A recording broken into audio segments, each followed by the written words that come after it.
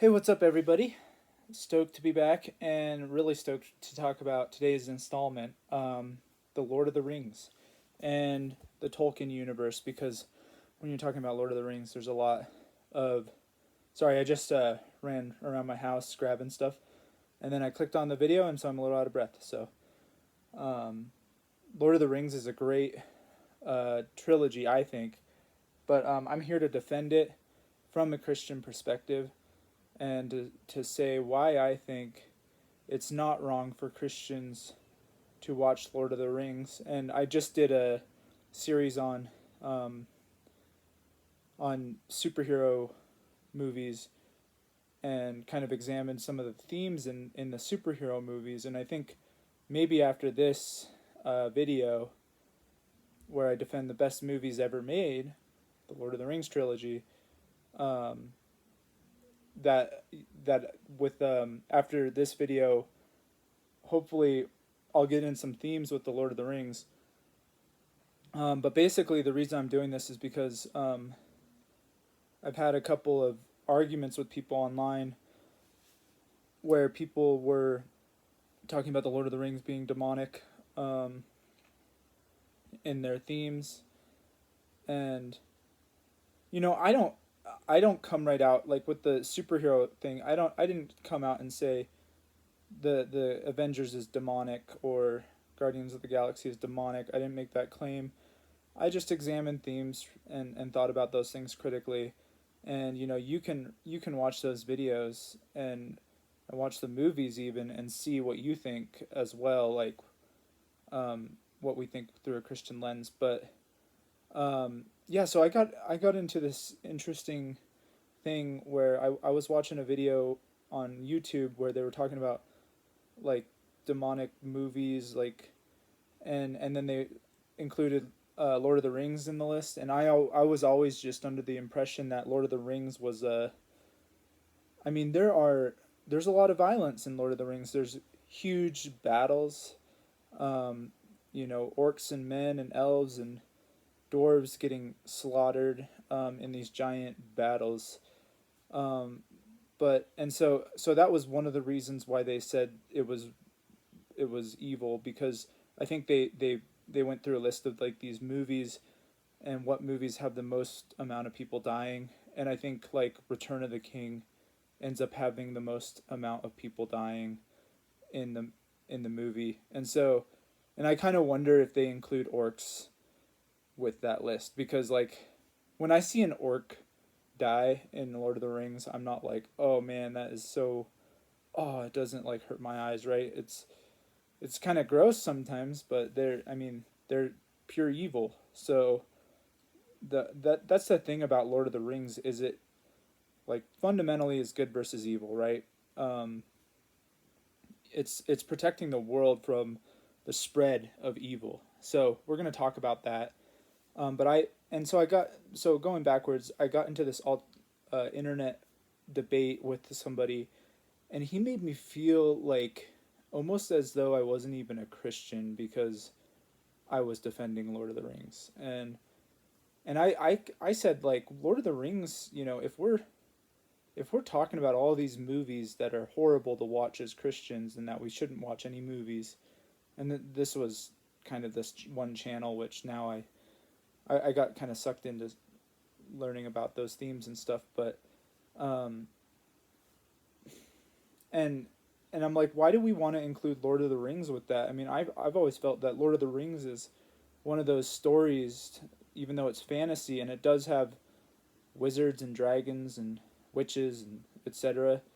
But it is one of those stories that it is, I think, it emerges from a scriptural worldview. It was written by J.R.R. Tolkien, who was a Christian, right? And he was actually, I, I don't have these facts completely correct, but I haven't studied it in depth. But if you know, let me know in the comments. But I'm pretty sure he was the instrument that the Lord used to convert C.S. Lewis. C.S. Lewis. And then C.S. Lewis wrote a bunch of great Christian literature, and he is one of the writers that I respect so much. A brilliant theologian, and he wrote Narnia, which I guess that's evil too, guys. It's got a witch in it. It's got a fawn in it.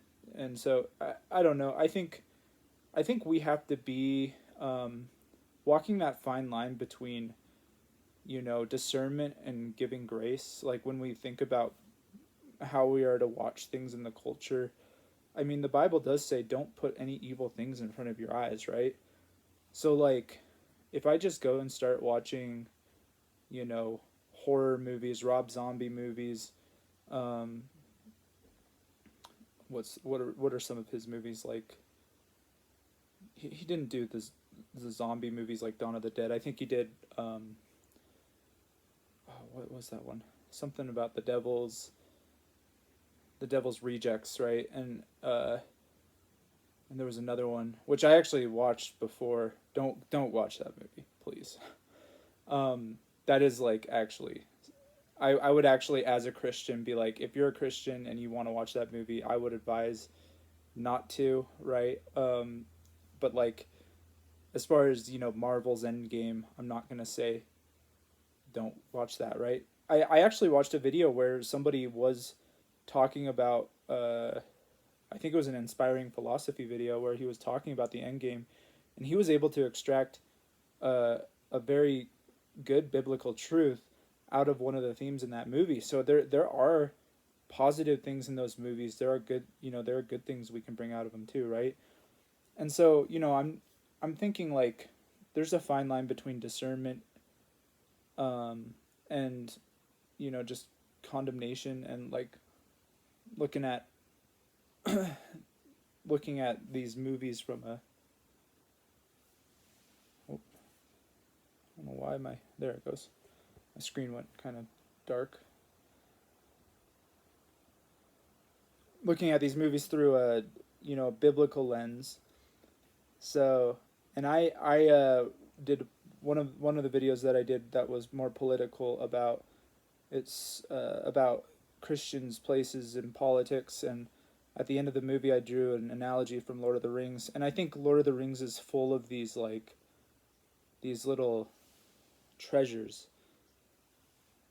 that it has throughout all its content. So we're going to get into some of that here, and so hopefully this video helps people who are Lord of the Rings fans to really not condemn these movies. First of all, they don't have curse words, right?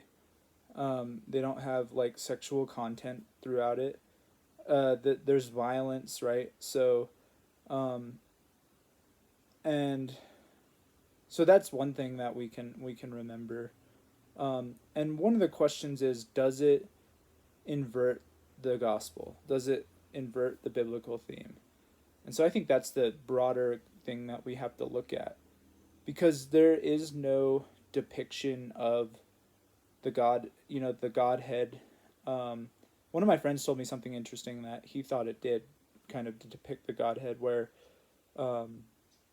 you have, I think it was like Gandalf was kind of like similar to the Father, and Aragorn was similar to, or no, maybe Gandalf was like similar to the Spirit. Aragorn was similar to the Father, like being the king, and I don't know. Frodo was like the one who sacrificed his life to save the world, right? And so to destroy the ring and save the world. But I'm not sure about that. Anyways, like I think the way Tolkien and Lewis viewed talking about scriptural themes was different. Lewis was a theologian. He would write directly about the things of God, and he would include like direct representations and analogies of God, like with Aslan in the Chronicles of Narnia. And whereas Tolkien, I think, did it with even almost like a deeper symbology of biblical themes. And I think what Lord of the Rings captures incredibly well is the spiritual reality of the world, and the spiritual reality of different realms, of spiritual warfare. And I think that is more what, whereas the Chronicles of Narnia, which I've only read The Lion, Witch, and Wardrobe. Actually, I haven't read it. I've only seen the movie. But I have read other Lewis theology books. But the the Chronicles of Narnia kind of show like the gospel, right? And kind of show that there is like a whole different world open to the Christians, whereas when whereas J.R. Tolkien in his works, he shows that when we're Christians, there is a spiritual battle every day, and so and I think the Lord of the Rings is just filled with amazing truths and realities that you watch them and they just jump off the page. And I have never watched it and been like, oh, that's demonic, right? That's inverting the gospel. And so the argument that I had with this guy online, he said, why would you watch this movie with witches and wizards and dragons and etc. And I was just thinking to myself, I'm like, man, it's a genre fantasy. The a fantasy genre. Sorry, I said that backwards. A genre, the genre of fantasy. So they're going to be using these mystical creatures, but is it like advertising witchcraft? Is it advertising like drawing from other entities other than God, or is it just telling like a really cool story? J.R. Tolkien was inventing multiple languages. He was an interesting backstory to the Lord of the Rings and I'm not sure if C.S. Lewis was in the war with Tolkien.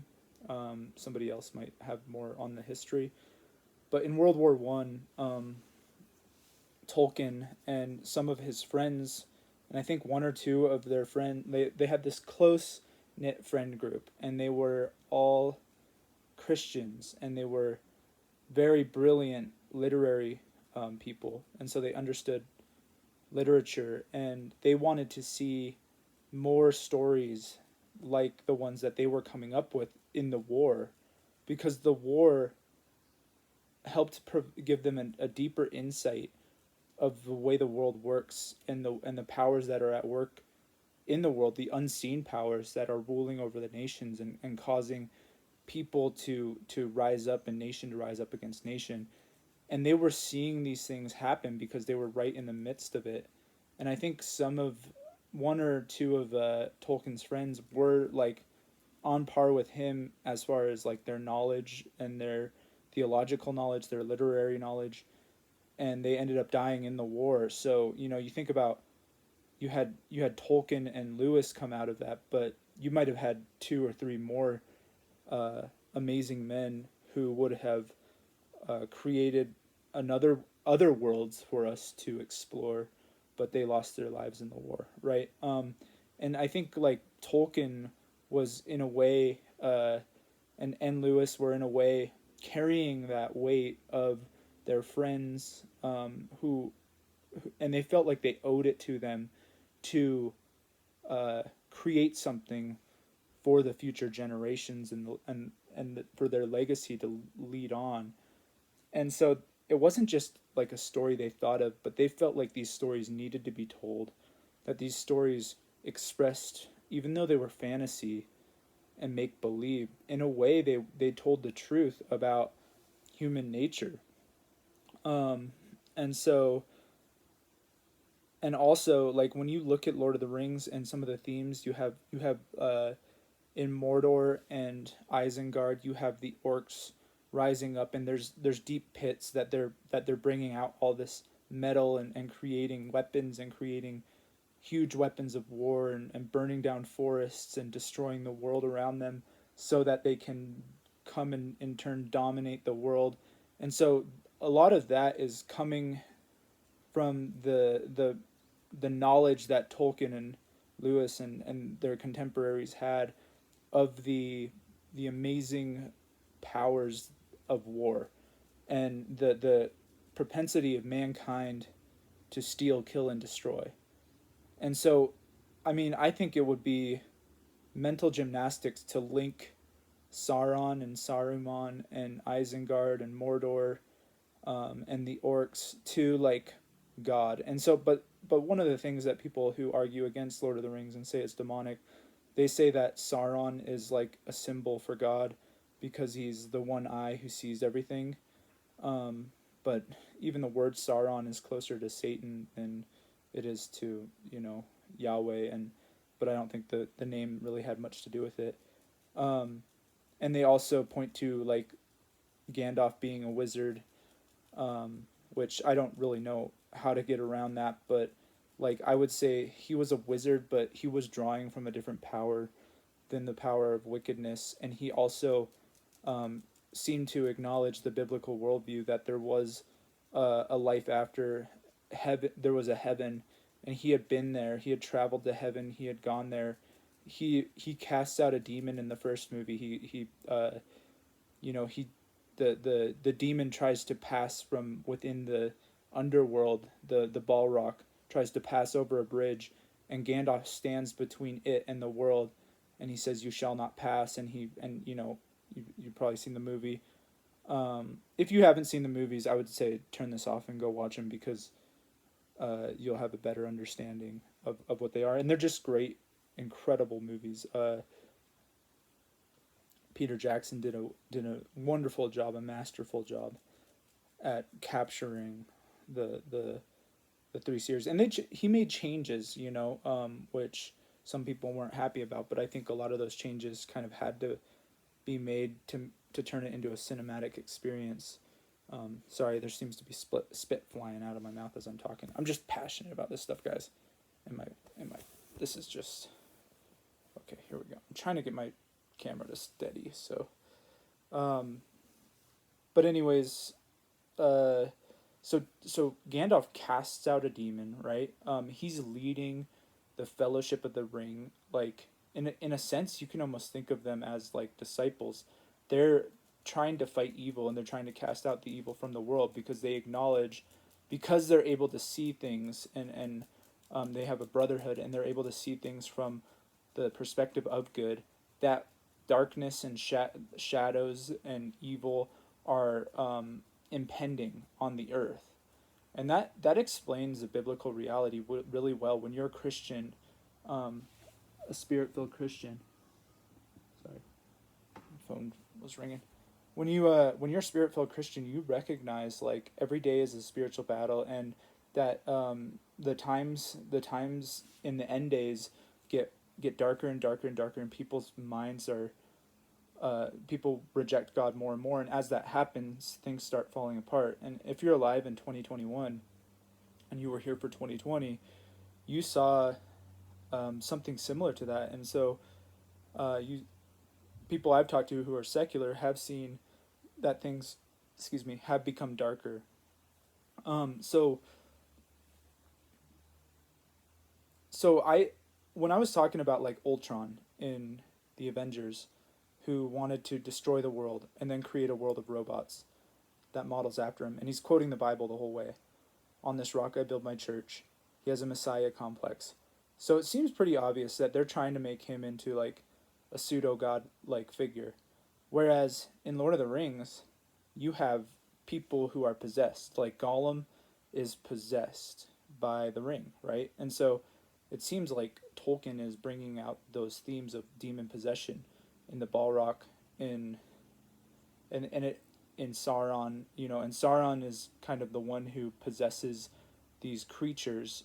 He takes orcs who were once, I think, elves, and tortures them, and turns them into an army of basically mindless, possessed like beings who are going out into the world to kill, steal, and destroy. Right, to burn everything, to take over and control the world. So I think there were it wasn't just that Tolkien was writing these themes down from a spiritual warfare perspective, but also from an actual warfare perspective, with the recognition of like seeing World War I and World War II, that there was a threat of tyranny in the world, and that these powers were very real in the world. That the powers of darkness would rise and use all the resources around them. That mankind would plunder the earth, in order to create weapons of war to destroy entire continents. And so that's a part of it. But I think it's also coming from their theological worldview, they had a deeper wisdom and were able to draw symbols that were kind of eternal. So when you watch Lord of the Rings, some of the reasons why it tugs at your heart so much is because it was eternal. A lot of the symbols in the movie are kind of these biblical realities of of the nature of humankind and human fallibility, but also like heaven and hell and the battle between them, right? And so, but also like leaving a lot of like not making any specific claims that this symbol is what it is, but really like leaving it up to the viewers and readers' imaginations to draw those connections, and I think to really not to um, force us into a certain theological understanding, but to really enrich our view of understanding Lord of the Rings, right? So, anyways, um, when you look at the themes that emerge throughout the whole series of Lord of the Rings, the biblical parallels really begin to emerge and pop out.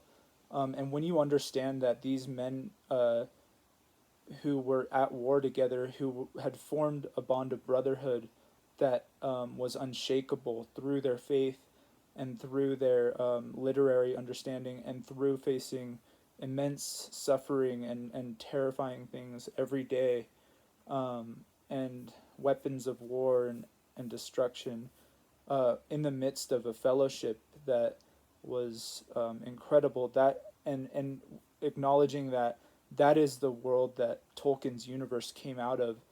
Was it wasn't that he was practicing necromancy, and he was in his basement worshiping the devil, and then all of a sudden was like, oh, the devil just gave me a story to write.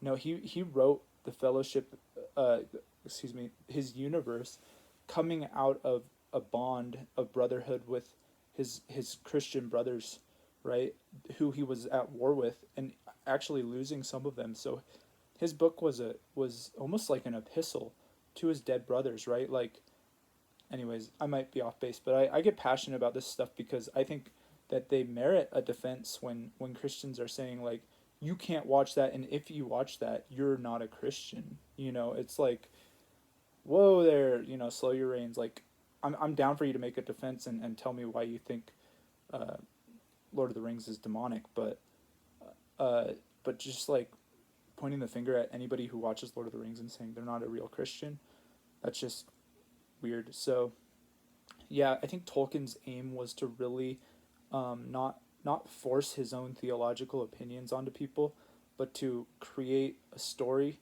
that enriches us and that gives us hope. That that these themes, like the theme that when there is good, good is always under the threat of evil. No matter how long we live, and all the good things we face, there's always the possibility of the good getting overthrown by the evil, right? And I just thought of this proverb as I think of this too. The proverb is righteousness is like the first gleam of dawn that shines ever brighter until the full day sun, right? And you see that in Lord of the Rings because in the beginning of Lord of the Rings, it's hopeless. You know, they find the ring and they realize like the Sauron's after the ring, and he is going to stop at nothing to get it. And ultimately, even if he doesn't get it, he still has so much power, um, and he will be able to spread throughout the world and destroy the world before they are able to unify.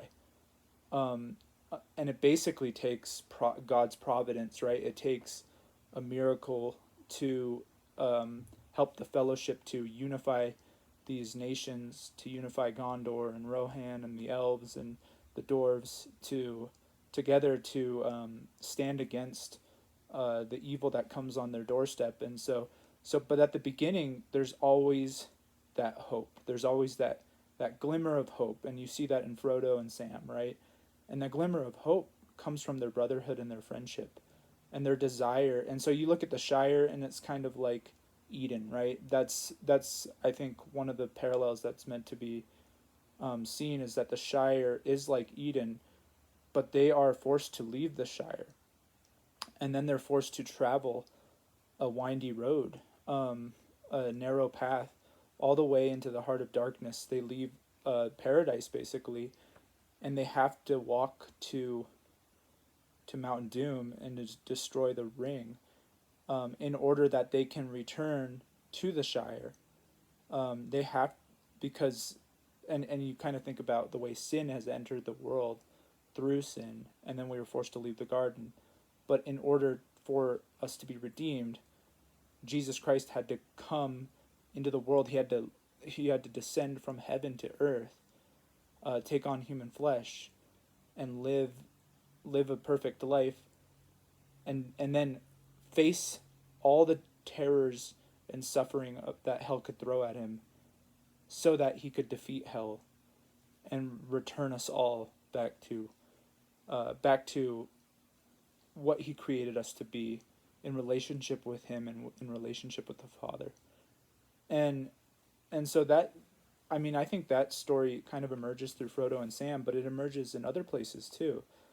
Um, in the story of Aragorn and Gondor. So Gondor is really similar, I think, to Jerusalem, and Gondor is, in a sense, overthrown, um, because the king fell, right? So in the Bible, you have Israel's story is a story of fallibility. It's a story of, you have David, who was a great king who um, brought Israel to its height of power, military power, and then his son Solomon brought Israel to its height of economic prosperity and other power. But both of them sinned, and so like through that sin, the generations that followed continued to fall into a destruction, right? And so then ultimately, uh, Israel was cast out among the nations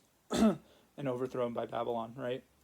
So in a similar light, you have Gondor, and this story takes place long before Lord of the Rings, but there was a battle between Mordor and elves and men, wherein Sauron had forged the ring. He had come out, and he was so powerful.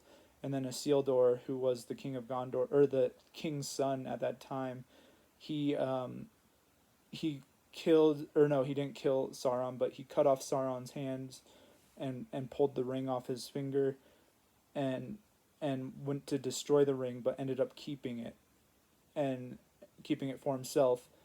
And so that represents the fall of, basically, like, the kingdom of God, the fall of Israel, the fall from the standard of good and descending into evil. And at that point, Gondor gets overthrown because sin. What does sin, aka the ring, do?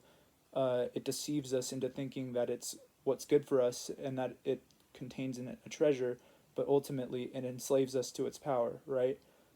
So the ring enslaves Isildur. Sorry, I'm saying his name wrong. Isildur, and betrays him to his death. He ends up getting murdered by orcs, and after that, Gondor's overthrown and put into the power of like a steward. So if you think about Israel, after these kings kept sinning and falling into depravity, and then after the exile, Jerusalem was kind of. I'm just gonna kind of breeze through some history, so I'm gonna be leaving out a lot of details, and I might get stuff wrong because I'm trying to draw a parallel between these two things. So, anyways, but you basically have Gondor looking like Israel, because Israel was then taken over by pseudo kings, and when Jesus came, he recognized, like, King Herod. Obviously King Herod was not the real king of Israel, but he was, like, in a political sense, right? And so Jesus and Rome was, like, Judea was under Roman control, but Christ knew that, like, there these people had no power other than what God gave them. I mean, that's what he said to Pilate when he came under Pilate's power and judgment, right? Um, so Christ had a greater understanding that none of this stuff would happen without God's approval, right? None of and so like and we know that because Israel had sinned again and again and again, and turned away from God and turned toward idols.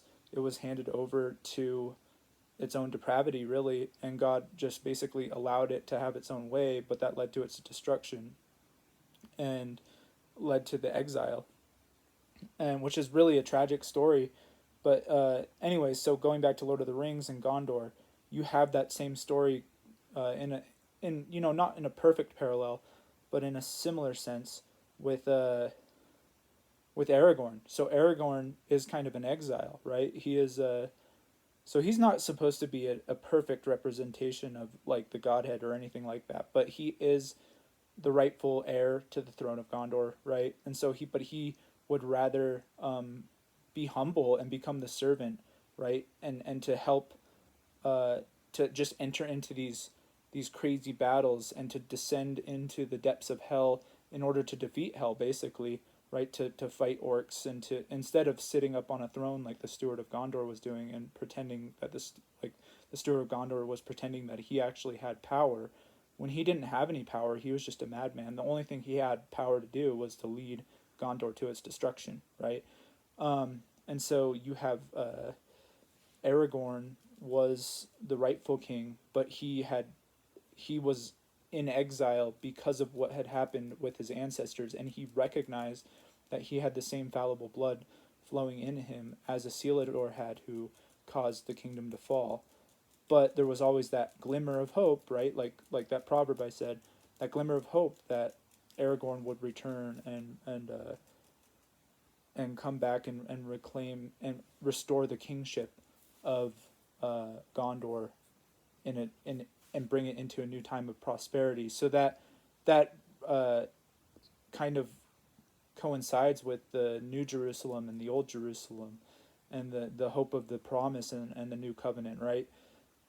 So again, not perfect parallels, but you can see those things in there, and I think Lord of the Rings is meant to make us think of those things with a theological lens, but it's also meant to be for anybody who reads it.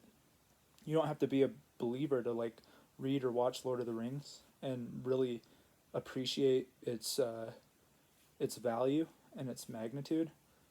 So anyways, if this video doesn't convince people, then I just don't know what else I can do. I'm sorry. But anyways, let's go to Gandalf then, Mithrandir. So he multiple times ends up being like the one who saves these nations from their destruction. And in the first one, he saves the Fellowship from the Balrog who was about to cross the bridge, and he sacrifices himself to cast out this demon, basically, right? So he casts out a demon in the first movie. In the second movie, they're all about to be overthrown at the with the battle with the Uruk-hai. What's the name of that castle that they're held up? Helm's Deep. So they're all in Helm's Deep with Rohan, and Rohan's at the verge of being overthrown and being destroyed by Saruman's army with the Uruk-hai. They have 10,000 orcs versus 300 men. So overwhelming odds. And Mithrandir was the one who went out before the battle came to go and bring back the Rohirrim and bring them to destroy the orcs and to, right? Anyways, I'm not just trying to nerd out. I really want to present kind of a defense and show what some of these themes are. So anyways, you have Mithrandir almost like, and again, none of these are perfect parallels or perfect symbols for the Bible, but I think they do correspond with it. So what that would point to is like Mithrandir's prophecy, his prophetic knowledge of how he can go about protecting and saving the world through divine providence, right? And through the ability to understand God's will, right? Because in it, after he fought the Balrog, he actually dies, and that's how he gets promoted in his status to Gandalf the White, um, from Gandalf the Grey, right? So he seems to be battling. Um, anyways, there's so much places we could go. This could go for hours, but he seems to be battling against the principalities and the powers, right? There's a scene in the third Lord of the Rings where he protects the people from the Nazgul. He protects the armies of Gondor as they're crossing the giant plain um, from Osgiliath to Minas Tirith. Osgiliath gets overthrown by orcs before the final destruction of Minas Tirith, and then they're crossing back over, and the Nazgul are flying on these um, dragon slash bird things, and they're attacking the armies of Gondor and killing them. Mithrandir comes out and he shines a light on them, and so I think that scene shows what happens like when as Christians we walk out into a world where we're constantly fighting against the devil and aware of his schemes. And when we tell the truth, we shine the light, right? Like Jesus says, I'm the light that comes into the world, but people did not love the light, but they loved the darkness. And so they ignored Jesus, right? And they reject him because they know that their dark deeds will be exposed. In a similar sense, Mithrandir comes and he shines the light and hits the bird thingies and the Nazgul, and they fly away. And again, the Bible says things about necromancy, and necromancy is, or the Bible, J.R.R. Tolkien in his works says things about necromancy, and necromancy was not a good thing. Sauron was the necromancer, so he was the one that raised these Nazgul from the dead. These were disembodied spirits, basically, of men who were after the ring and who wanted to restore the kingdom to Sauron, and to destroy God's plan, basically, and destroy the plan that God had. And so, yeah, Mithrandir comes in and shines the light and drives the Nazgul away. And so there's very with him, and then also you have he seems to be led throughout the entire film series, and he's not perfect either, right? But he seems to be led throughout the entire film series, uh, to be doing the next thing to in order to save Gondor, in order to save the world of men and elves and dwarves. So he seems to have that goal in mind, uh, and we see that after the battle with the Uruk-hai, after Isengard is overthrown, Mithrandir has the lost seeing stone, and and Pippin gets possessed by the seeing stone, and he's able to see a vision that Sauron shows him that the world of men will be overthrown. There was a tree, the tree of Gondor, and it was burning. The tree represents the prosperity of kings, and I think it has another biblical symbol where Jesus, before he returns in his triumphal entry, he sees a fig tree. He goes up to it to get fruit. The fig tree doesn't bear fruit. He says, "May you never bear fruit again." And the fig tree withers, and the disciples are all impressed, right? And I think that miracle that Jesus did, was signifying that God had come into the world to get the fruit, collect the fruit from the from Israel, but he had seen that Israel was not bearing fruit, and then the tree withered, right? So ultimately, you see that kind of a similar theme with the tree in Gondor burning, that Sauron was showing that this could be what happens. Well, it was what Sauron knew was going to happen, but ultimately, the truth was like that wasn't set in stone, because that was what was going to happen if the men and women and no, elves and dwarves. Sorry, orcs. So if they could not unite, and if they could not be led by providence in order to find a way out of the destruction. And so you seem to see like there's this overarching unifying force. And again, Tolkien doesn't specifically show or portray the Godhead, right? But it seems that through the friendship and the brotherhood, he almost portrays the church, right? And the church's job in the world to be the salt and the light of the world. And so in it, you have the fellowship. And that's what we have in church is fellowship with one another and with Christ. And so you see with that tree that Satan, aka Sauron, believes that he is going to gain dominion over people, and he is going to gain dominion over the world. And if you're alive today and you're a spirit-filled Christian, it kind of seems like the enemy has so much power.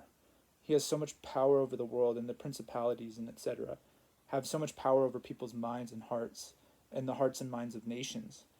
But ultimately, we know, because we have the understanding of the things of God, that God will win. He will emerge victorious, and he already did emerge victorious through the cross and the resurrection, right? So there is an already has been, and there is a will be, and is happening. That's going on through God's divine perspective and his providence, that we see that the world is going to be saved, and it has been saved, right? But it seems like Sauron, aka Satan, doesn't have that understanding, because he doesn't know love in the way that God does. And so what God says to the church is that we are to show the world who we are through our love and through how we love one another. And when we don't show that, we provide a source for citing the church's hypocrisy, and we provide an opening for the enemy to come and implant his schemes, right? Anyways, I know it's all going to come together, but ultimately, you see things like that happening with providence that Sauron's not able to see. And Sauron actually helps contribute to that when he shows Pippin an image that's an image of fear, right? He says, Pippin, look, the world of men is going to fall, and I'm going to be victorious. So Pippin sees that, and he tells Gandalf. And that's what actually shows Gandalf, because I don't think Sauron knew that Gandalf was there at the time. Anyways, it's neither here nor there. But Sauron, through making him the mistake of trying to scare Pippin and terrify him, because that's what demons do, and that's what Satan does. He goes to terrify us. That's his goal. He shows that Pippin is... he shows to Pippin that the world is going to fall. The world of men is going to be destroyed, and there's nothing you can do about it. But that is the reason why they will ultimately met their defeat. When you fast forward on the plains of Minas Tirith, that's why they met their defeat. Sauron's army met their defeat, was because he showed them that picture of the tree burning. If he didn't show that to Pippin, then Gandalf wouldn't have known, and he wouldn't have gone to Minas Tirith to tell the steward of Gondor, Denethor, who was a madman who was thought he was the ruler of Gondor, but he wasn't. He wasn't the rightful heir, right? So Mithrandir goes to Gondor with Pippin, the two who were warned and carried the message, almost a message of prophecy, to the steward of Gondor, and said, hey, where are Gondor's armies? You're all scattered among the nations, and you need to unify. We need to unify right now, because the enemy is at our doorstep. And I talked about that in another video. And Denethor basically is so blinded, because and you could look at his blindness as a similarity to unbelief, but his heart is hard, he's blind, and so he can't see the providence that Mithrandir and Pippin understand, because they have been shown the enemy's scheme, right? And so in a similar light, as Christians, we are tasked to be the ones who are the salt and the light of the world. We are to hold back those who are stumbling towards the slaughter. We are to recognize the signs of the times and be watchmen, right?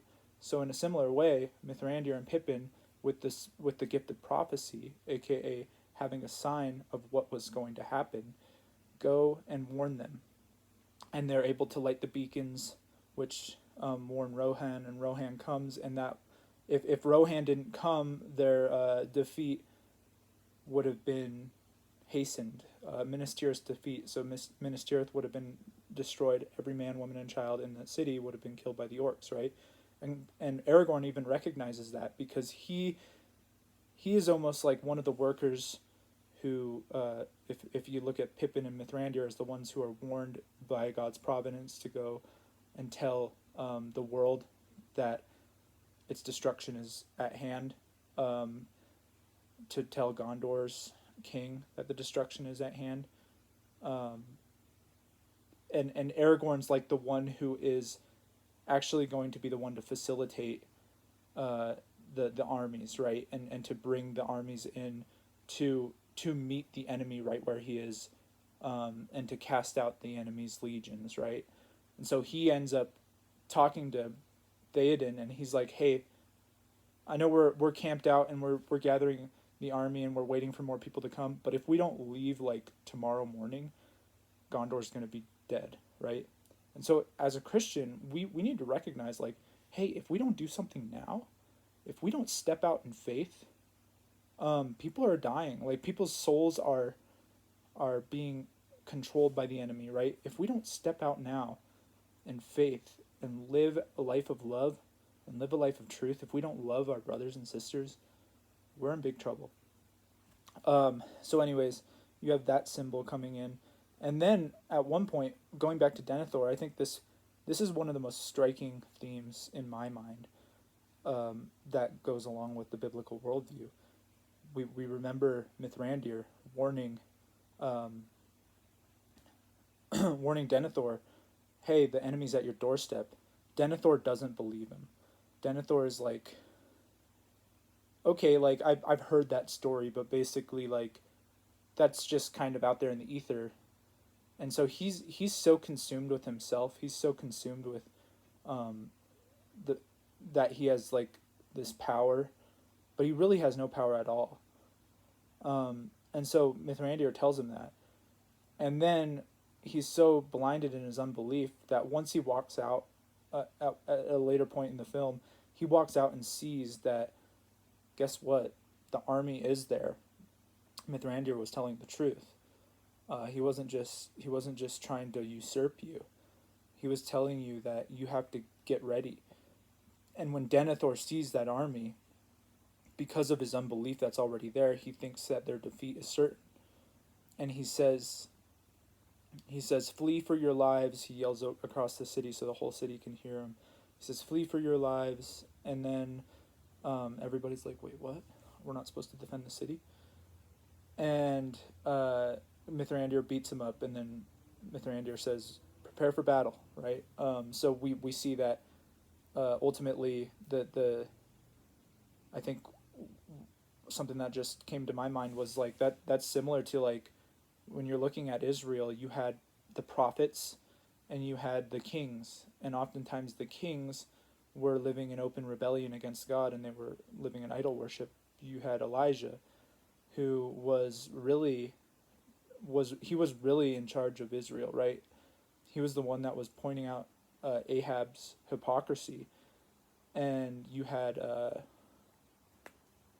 other prophets like Jeremiah, Isaiah, who were, well, the king Hezekiah was a good king, right? But anyways, these prophets would the kings would say, "No, I'm in charge," and the prophets are like, "Nope, you're not. God's in charge," right? And so I thought that was kind of a similar thing when the king sees, he's like gives an order, and when that order goes against God's plan, the prophet just beats the crap out of him, aka Mithrandir, and the prophet gives the real order to the people, and then otherwise they would have been defeated, they would have been slaughtered, and the world of men would have fallen. So anyways, so many amazing themes that enrich our understanding, and they don't take away and they don't force us to see things in a certain way, but so many bridges between, because it's Middle Earth, right? It's a place that is mystical. It's not a real place, but at the same time, it deals with themes that are so human, that we all face all the time, and between all the different races, we see in the orcs total complete depravity, total evil and wickedness. And I think that was something that these writers were seeing day to day in wartime, that they were seeing the worst of humanity. They were seeing people rise up and tyranny and all sorts of things. And so I think that was what was um, coming through in the race of orcs and goblins and trolls, and they were like the demons, right? And the wicked ones. And then you have Sauron and Saruman, and they're similar to like the principalities and the powers that are kind of running the show and trying to gain control over the hearts and minds of societies and nations, and trying to plunder the entire earth and bring it under their dominion. And so you have the similarity to Satan. And then you have the race of elves. And elves are, I think that they, so in the good guys, like the elves, the men, and the dwarves, and the hobbits, right? You have a positive attribute and a negative attribute in each one of them. So in the sorry, I was talking about the elves. So in the elves, the positive attribute is elegance, beauty. Um, but then their downfall is their pride, right? And that was their pride and I think maybe selfishness. I'm not sure, but intellectual pride maybe, because they've been alive. They lived thousands of years. They've been alive so long. Um, Anyways, really quick, this is going to be a longer video because there's a lot to get in with Lord of the Rings. But I think I'm almost done. So, if you've made it this far, good job. So pride for the elves, but intellect, knowledge, and elegance and beauty for them as well. And so, and I think also military genius, right? You have Legolas, who is probably the most powerful warrior in the Lord of the Rings, right? Um, Arguably, him or Aragorn, and Gimli. He wants to be the best, but he's not quite. He's not quite there. He thinks he's a better warrior than Legolas, but I mean he's good. I wouldn't want to mess with Gimli. Dwarves are pretty cool. So then you have dwarves, right? And I think their positive attribute is their salt of the earthiness, right? Their their strength, their honor, and uh, their goodness, right? They're always there, like, but they use the negative part about them is their greed, right? They need to have an incentive to fight for the good, and so even when they're in the Council of the Fellowship, when Gimli joins the Fellowship, he he kind of does it out of like I don't want to make this. I think he did it in part because of that inherent goodness and that salt of the earthiness and that desire to serve the Fellowship and defeat evil, right? But also because, like, look at how strong I am and look at my might, and you think an elf is gonna go and a dwarf's not, like, what? So he ends up going, right? So that's the negative and the positive for the dwarf. um, and then so we have two more. We have the elves and the hobbits, right? Or the men and the hobbits. So men are always toggling between the total, like, the best of the best. Like, they're either the best of the best, like Aragorn, or they're the worst of the worst, like the Nazgul. And so men are always toggling between um, the the total goodness and total depravity, right? And I think that really uh, shows who we are. So I think um, in these different races, Tolkien is showing like the seven deadly sins, and he's also showing the virtues, right? The goodness, and so, and I think another one, just going backwards really quick, another one for the elves was purity, right? That was another good virtue. You see that purity coming with with the symbol of Arwen's virginity that she gives to Aragorn, right? And the symbol of her purity and her beauty and all the good things about the race of elves. and unifying those good things with the race of men, right? So, anyways, um, and then you have with men you have the capacity for amazing, the capacity for restoring the kingdom, right? And then you have the capacity for total failure and depravity, and falling into um, the enemy's hands. So basically, what Elrond says about men, he says men are weak. I was there when the strength of men failed. So Elrond recognized, because he watched Isildur um, decide to keep the ring instead of destroy it. Elrond recognized, like, no, men, we can't trust them, because although they are the strongest, although they are the best of the best, they are also the weakest, and they become the worst of the worst. So that's pretty cool. So there's a paradox with men there, and the way like Tolkien was able to put all these things in there, it's just incredible, right? And then with the hobbits, like the hobbits are a hard one, right? So their positive things is that they're hardy, right? And they are humble.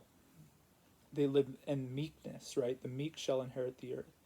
And so they live in peace, and they live in joy, and they like comfort and rest, and that is their um, positive attributes. And their negative attributes is they do that at times to their detriment, and they look at anybody who wants to display bravery as being um, disturbers of their peace, right? And so then they can become fat and lazy, and they can just sit in their homes and read, like Bilbo did in the end of his life, and just read and write books.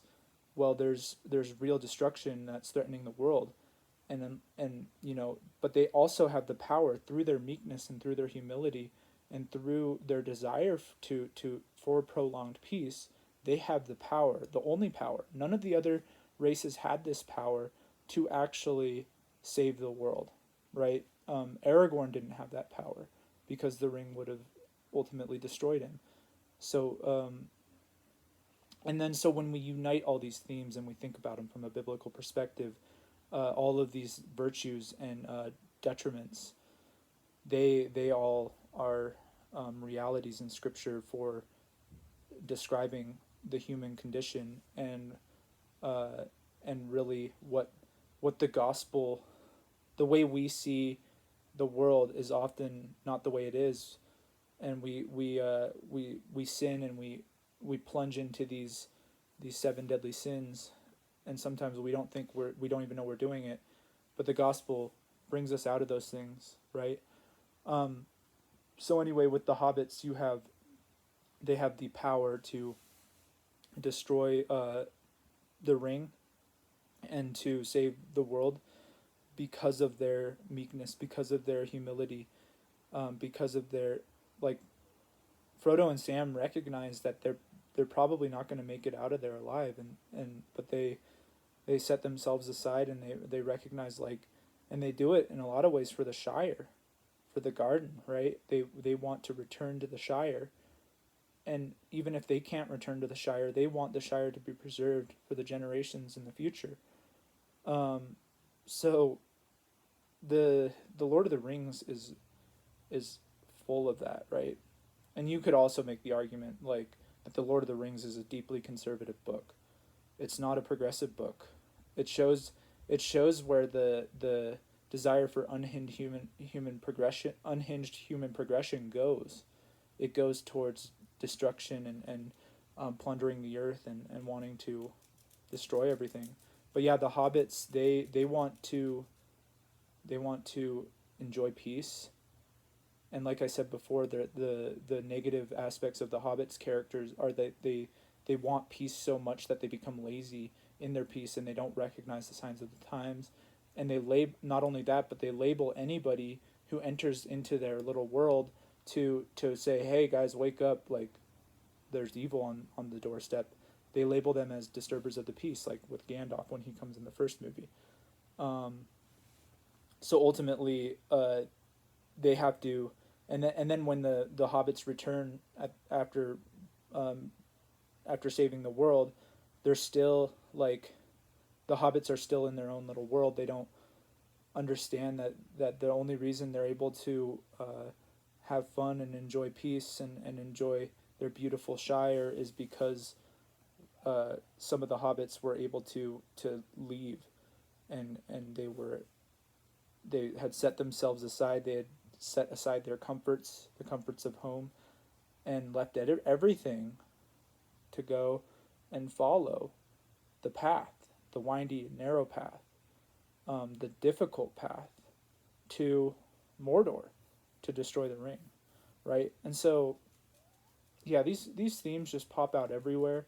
But if you look at the church, right, where the church fails is where, we want peace, we want prosperity, we don't want to be in dissensions with people around us. We want to love the world, right, and to not love the culture, but to love the people in the world and to show them who Jesus is. But oftentimes we can be confused in the church, and we can say, well, anybody who steps out, right, anybody who causes controversies is labeled a disturber of the peace. Um, and it's not everybody's job to maybe like step out in that way, but the Bible commands us to be strong, to be brave, to sometimes set aside those comforts in order to uh, represent Jesus and represent the kingdom. And otherwise, we can be in the Shire and have fun and do pumpkin growing contests, but ultimately, uh, we'll be in trouble if we don't actually recognize, like, hey, there's a threat that's growing on the sidelines, on the doorstep. So anyways, I'm over an hour now. I'm going to cut it off, but if this video was helpful to you and you liked it, please like, comment, subscribe, and yeah, so I hope I made a good defense of Lord of the Rings. I think some of the deepest theological um, meaning that has ever been contemplated through the genre of fantasy is contemplated in the Lord of the Rings, but also just a lot of historical parallels with World War I and World War II. Um, and I think the last note that I wanted to end it on was that the friendship, the bond of friendship, is always there, whether you're a Christian or not. You have friends, and you would do anything for your friends, and the force of that is the force for Lord of the Rings, because it emerged from a bond of brotherhood, a bond of friendship of these men and women, or sorry, men who were probably women too, I don't know, who were in the trenches fighting against the Axis powers, right? They were facing tyranny. They were facing Mordors and Mordors. They were facing. Oh, that's interesting. I never thought about that. Mordor could be like kind of a pun with mortars that were being thrown at, thrown at the um, allies from the Axis, and blowing up in their faces, and then facing like gas bombs, right, and all these horrible things, and seeing just terror and losing their friends and watching their friends die in front of their eyes, and the horrors of war, and so, but in that horror, recognizing just how valuable friendship is, and that we have friends that we would lay down our lives for, and um, so yeah, I think those are good things, and I think that's why I think Lord of the Rings is the best movie ever made. All three of them are the best movies ever made, and if you don't think so, tell me what the best movie ever made is in the comments, and watch it pale in comparison to the actual best movies ever made. All right, God bless.